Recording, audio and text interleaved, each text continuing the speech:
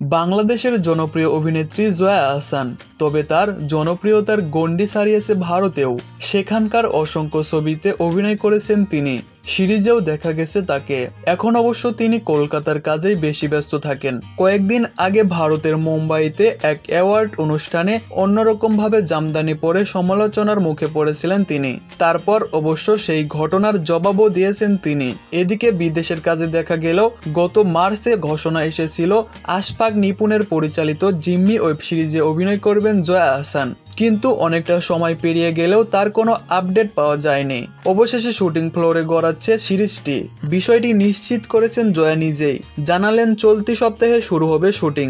জয়া আহসান বলেন সিরিজটির কাজ আরও আগে শুরু হওয়ার কথা ছিল, নানা কারণে সেটি পিছিয়ে যায়। অবশেষে শুরু হচ্ছে, কয়েকদিনের মধ্যে শুরু হবে জিম্মি সিরিজের শুটিং। এটা আমার প্রথম ওয়েব সিরিজ। জিম্মি সিরিজে জয়া আহসানকে দেখা যাবে সরকারি নিম্নপদস্থ এক কর্মচারীর চরিত্রে। 10 বছর ধরে কোনো প্রমোশন পায় না সে। স্বামী স্ত্রী টানাটানির সংসার। উচ্চাকাঙ্ক্ষী ওই নারীর একদিন অফিসের স্টোর রুমে বাক্স ভর্তি টাকা পায়। হঠাৎ পাওয়া এই টাকা নিয়ে শুরু হয় টানাপোড়েন। শেষ পর্যন্ত লোভের কাছে জিম্মি হয়ে পড়ে তার অভিনীত চরিত্রটি। বাংলাদেশ ভারত দুই দেশ মিলিয়ে বেশ কয়েকটি সিনেমা মুক্তির অপেক্ষায় আছে জয়ার। কলকাতায় মুক্তির অপেক্ষায় রয়েছে তার ওসিডি সিনেমা। এছাড়া দেশে মুক্তির তালিকায় রয়েছে নকশিকাতার জমিন, জয়া আর শারমিন, ফেরেশ হতে সিনেমাগুলো।